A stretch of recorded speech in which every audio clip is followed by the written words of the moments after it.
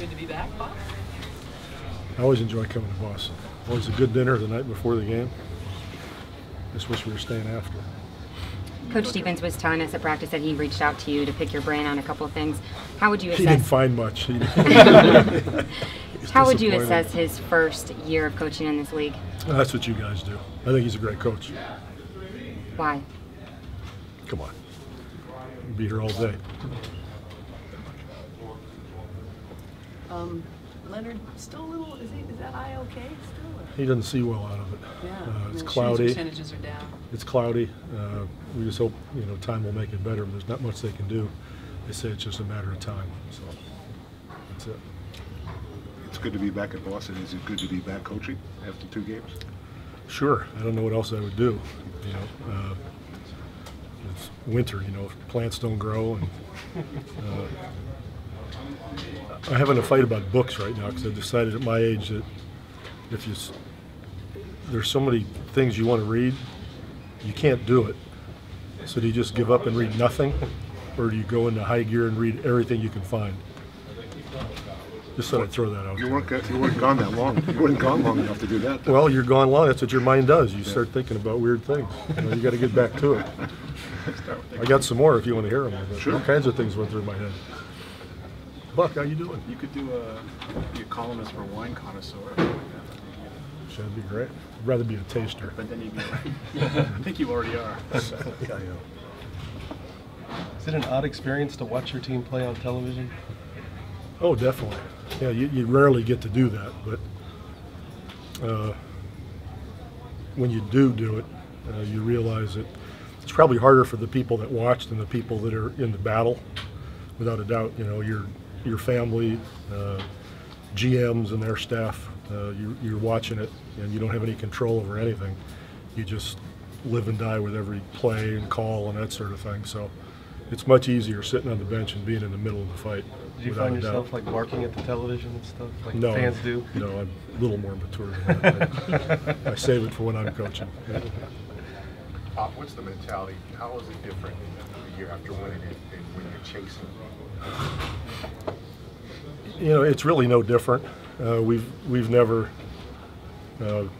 people acted like after the loss to Miami the year before, acted like we came to work every day and had a yoga instructor come in and sit us all down and talk to us about how we had to have fortitude every day and that sort of thing. We just came in and went to practice and went home.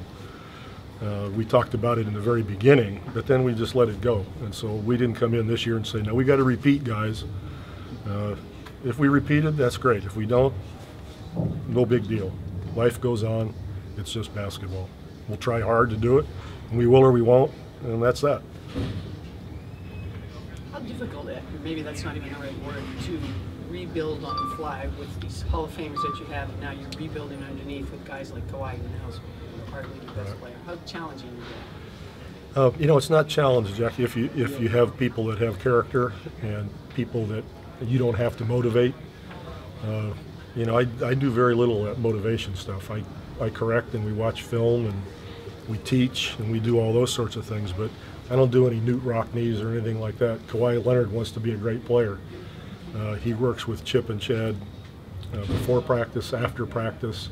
I don't have to sit him down and say, now, if you want to be a good player, this is what you got to do. He just does it. And so if you have those kind of people, it's obviously much more enjoyable, and it's the way a program keeps consistency, to continue to have people in there that do things on their own. Because you've got enough to do without trying to convince somebody he should work hard or he should focus more. We don't have those kinds of discussions.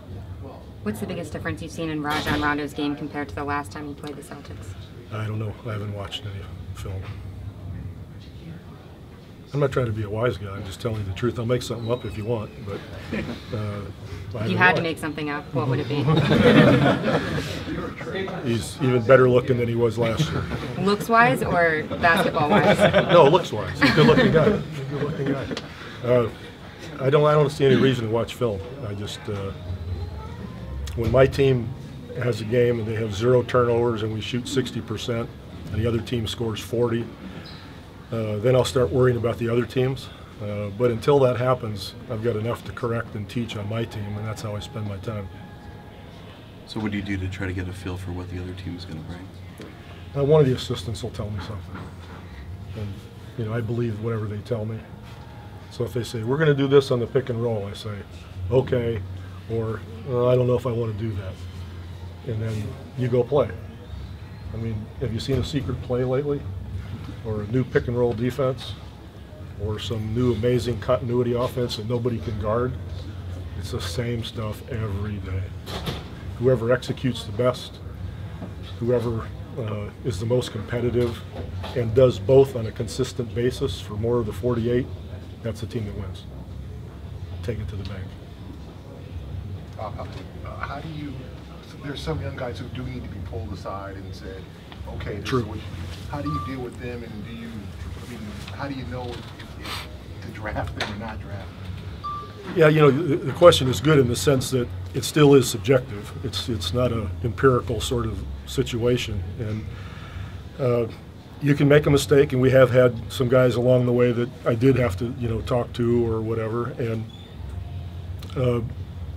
our method is usually tough love. And I don't think coddling someone and blowing smoke at them really works, and beating them to death mentally doesn't really work. So to give them a clear picture of what's demanded and needed is the first important thing, and then showing the care and concern after that.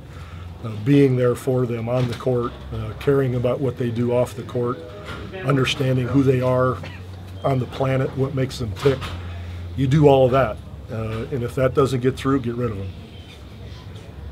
Coach, Brad Stevens said yesterday the Spurs way has impacted the way he wants the Celtics to behave, standards, setting a standard like that. Does it mean anything to you that there are teams kind of looking up to you guys?